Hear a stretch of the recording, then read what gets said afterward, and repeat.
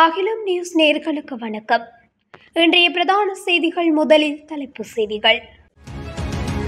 இசாரா செவ்வந்தி தொடர்பில் காவல்துறை வெளியிட்ட புதிய தகவல். நடைமுறைக்கு வரவுள்ள புதிய கல்வி சீர்திருத்தங்கள் ஹரிணி வெளியிட்ட அறிவிப்பு. நாடாளுமன்ற தேர்தலில் போட்டியிட்ட 60 வேட்பாளர்களுக்கு எதிராக வழக்கு தாக்கல்.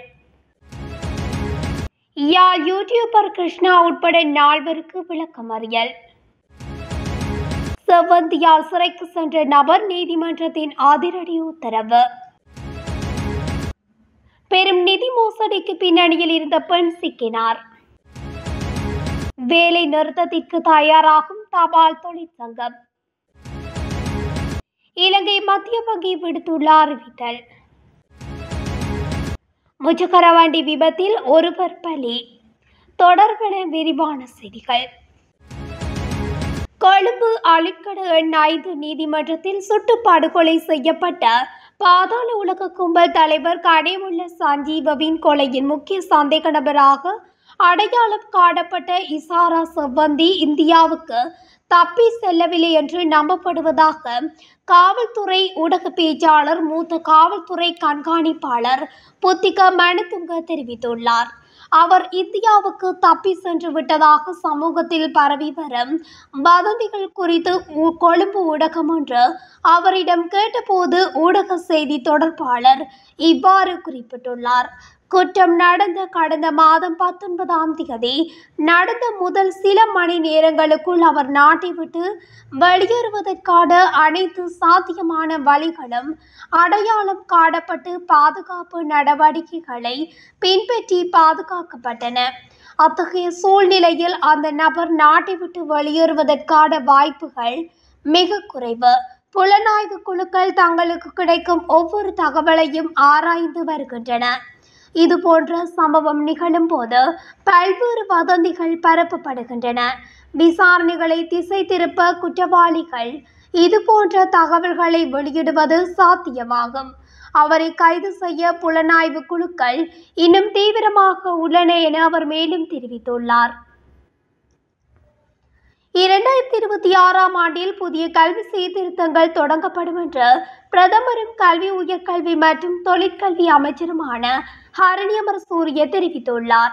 கல்வி, உயர்கல்வி மற்றும் தொழிற்கல்வி தொடர்பான அமைச்சர்கள் ஆலோசனை குழு சமீபத்தில் நாடாளுமன்றத்தில் கூடிய போது பிரதமர் இந்த கருத்தை வெளியிட்டுள்ளார்.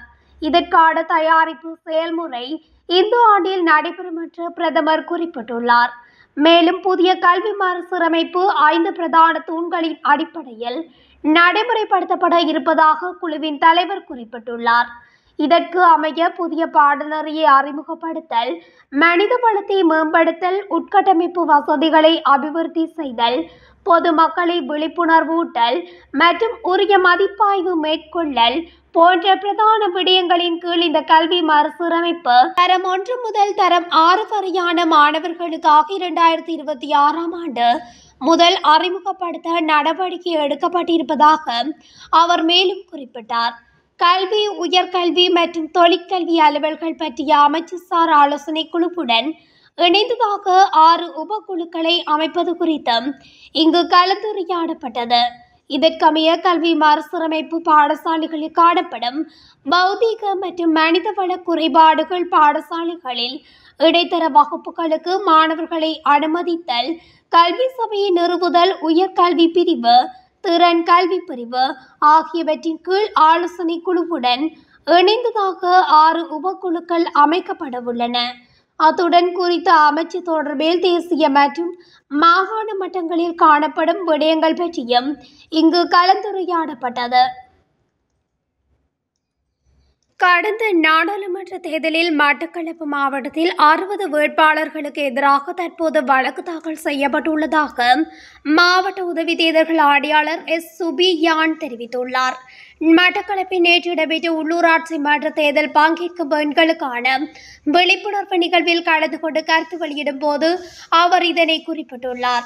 எதிர்வரும் உள்ளூராட்சி தேர்தல்களில் தேர்தல் சட்டங்களை பின்பற்றி கட்டுப்பணம் மற்றும் வேட்புமனு தாக்கல் என்பவற்றை உரிய நேரத்திற்கு முன்னெடுக்க வேண்டும். இதன் மூலம் தேர்தல் திணைக்களத்துக்கு பூரண ஒத்துழைப்பை வழங்குவதன் மூலம் அமைதியான தேர்தலை நடத்தி முடிக்க சகல தரப்புகளும் ஒத்துழைப்பு வழங்க வேண்டும். அத்தோடு தேர்தல் செலவீனங்களை உரிய முறையில் பின்பற்ற வேண்டும் எனவும் சுபியான் தெரிவித்துள்ளார். யூடியூபர் கிருஷ்ணா உட்பட நால்வரையும் 14 நாட்களுக்கு விளக்கமறியலில் வைக்குமாறு மல்லாகம் நீதிமன்றம் உத்தரவிட்டுள்ளது. இந்த சம்பவம் குறித்து மேலும் தெரிய வருகையில், குறித்த யூடியூபர் உதவி செய்யும் காணொளிகளை வலையொலி பக்கத்தில் பதிவேற்றி வந்துள்ளார். இந்நிலையில் அவர் ஒரு வீட்டிற்கு சென்று அநாகரிகமாக நடந்து கொண்ட காணொளியொன்று வெளியாகி சர்ச்சையை கிளப்பியது. இவ்வாறான பின்னணியில் அவர் உட்பட 4 நேற்றைய தினம் அந்த வீட்டுக்கு மீண்டும் சென்ற வேளை ஓர் இளைஞர்களால் அவர்களை மடக்கி பிடித்து இளவாலை போலீஸ் நிலையத்தில் ஒப்படைத்தனர். இதனைத் தொடர்ந்து அவர்களுக்கு எதிராக போலீசாரால் மல்லாகம் நீதிமன்றத்தில் வழக்கு தாக்கல் செய்யப்பட்டது. இதற்கமைய அவர்களை 14 நாட்களுக்கு விளக்கமறியலில் வைக்குமாறு நீதிமன்றம் உத்தரவிட்டுள்ளது. கனிமுள்ள சஞ்சீவ கொலை வழக்கு தொடர்பாக தேடப்படும் முக்கிய சந்தேக நபரான இசாரா சவ்வந்தி குறித்து தவறான தகவல்கள் வழங்கிய சந்தேக நபர் ஒருவர் கைது செய்யப்பட்டு எதிர்வரும் 24ஆம் தேதி வரை விளக்கமறியலில் வைக்கப்பட்டுள்ளார். திக்பெல பகுதியைச் சேர்ந்த லகிரு சம்பத் என்ற சந்தேக நபரே இவ்வாறு கொழும்பு நீதவான் நீதிமன்றத்தின் உத்தரவின் பேரில் விளக்கமறியலில் வைக்கப்பட்டுள்ளார். சந்தேக நபரை நீதிமன்றத்தில் முற்படுத்திய கொழும்பு குற்றப்பிரிவு அதிகாரிகள் கனிமுள்ள சஞ்சீவ கொலை வழக்கு தொடர்பாக கைது செய்ய தேடப்படும் சந்தேக நபரான இசாரா சவ்வந்தி குறித்து சந்தேக நபர் தனது தொலைபேசி மூலம் காவல்துறையினருக்கு தவறான தகவல்களை அனுப்பியதாக குறிப்பிட்டுள்ளனர். இதன் மூலம் காவல்துறை விசாரணைகளை தவறாக வழிநடத்த அவர் நடவடிக்கை எடுத்ததாக கொழும்பு குற்றப்பிரிவு அதிகாரிகள் நீதிமன்றத்தில் குற்றச்சாட்டை முன்வைத்தனர். இந்த நிலையில் முன்வைக்கப்பட்ட உண்மைகளை பரிசீலித்த கொழும்பு மேலதிக நீதவான் நீதிமன்றம் லெக்குனாவல சந்தேக நபரை எதிர்வரும் 24ஆம் தேதி வரை விளக்கமறியலில் வைக்க உத்தரவிட்டுள்ளார். பொதுமக்களிடமிருந்து ரூபாய் 4.5 மில்லியன் நிதி மோசடி செய்ததாக தேடப்பட்டு வந்த 31 வயது பெண்ணொருவர் கைது செய்யப்பட்டுள்ளார். குறித்த பெண் நேற்றைய தினம் ஹேட்டனில் வைத்து கைது செய்யப்பட்டுள்ளார். ஹேட்டன் நீதவான் நீதிமன்றம் சந்தேக நபரான பெண்ணை கைது செய்வதற்காக பிடியாணை ஏற்கனவே பிடியாணை பிறப்பித்திருந்தது. அதன்படி ஹேட்டன் தொடர்ந்த நிலையத்துக்கு அருகில் பதுளையைச் சேர்ந்த 36 வயதுடைய சந்தேக நபரான பெண் கைது செய்யப்பட்டுள்ளார்.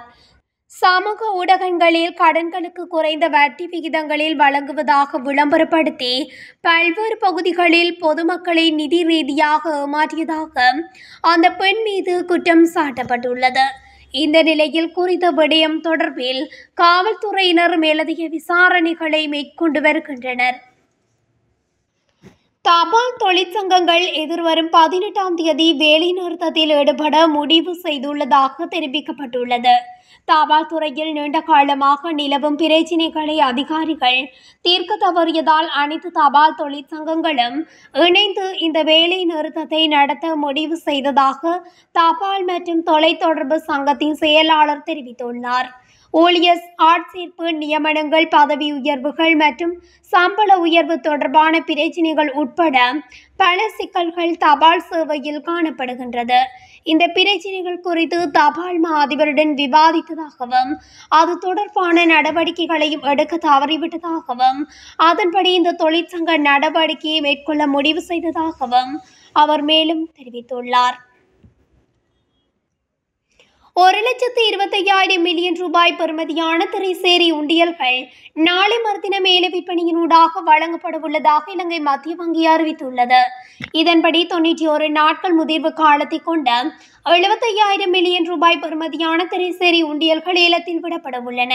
182 நாட்கள் முதிர்வு காலத்தை கொண்ட 50,000 மில்லியன் ரூபாய் பெறுமதியான திரைசேரி உண்டியல்களும் 364 நாட்கள் முதிர்வு காலத்தை கொண்ட 75,000 மில்லியன் ரூபாய் பெறுமதியான திரைசேரி உண்டியல்களும் ஏல விற்பனையினூடாக வழங்கப்பட உள்ளதாக மத்திய வங்கி அறிவித்துள்ளது. கிரியல்ல போலீஸ் பிரிவுக்குட்பட்ட கிரியல்ல பானதுரை வீதியில் இடம்பெற்ற வாகன விபத்தில் நபர் ஒருவர் உயிரிழந்துள்ளதாக போலீசார் தெரிவித்தனர். பானதுறையில் இருந்து கிரியல நோக்கி பயணித்த முச்சக்கர வண்டி சாரதியின் கட்டுப்பாட்டை இழந்து வீதியிலிருந்து விலகி கவிழ்ந்து விபத்துக்குள்ளாகியுள்ளதாக தெரிவிக்கப்படுகிறது. இதன்போது முச்சக்கர வண்டி சாரதி மற்றும் பின்னிருக்கையில் அமர்ந்து சென்ற நபர் ஒருவரும் காயமடைந்த நிலையில் கிரியல்ல வைத்தியசாலையில் அனுமதிக்கப்பட்டதன் பின்னர் பின்னிருக்கையில் பயணித்த நபர் சிகிச்சை பலனின்றி உயிரிழந்துள்ளார். சாரதி மேலதிக சிகிச்சைகளுக்காக இரத்தினபுரி வைத்தியசாலைக்கு மாற்றப்பட்டுள்ளார்.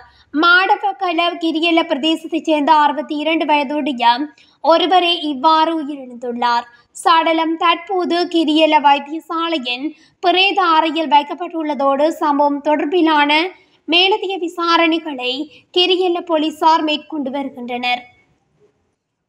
இத்துடன் அகிலம் நியூஸின் இன்றைய பிரதான செய்திகள் நிறைவடைகின்றன. தொடர்ச்சியாக செய்திகளை அறிந்து கொள்ள அகிலம் நியூஸுடன் இணைந்திருங்கள்.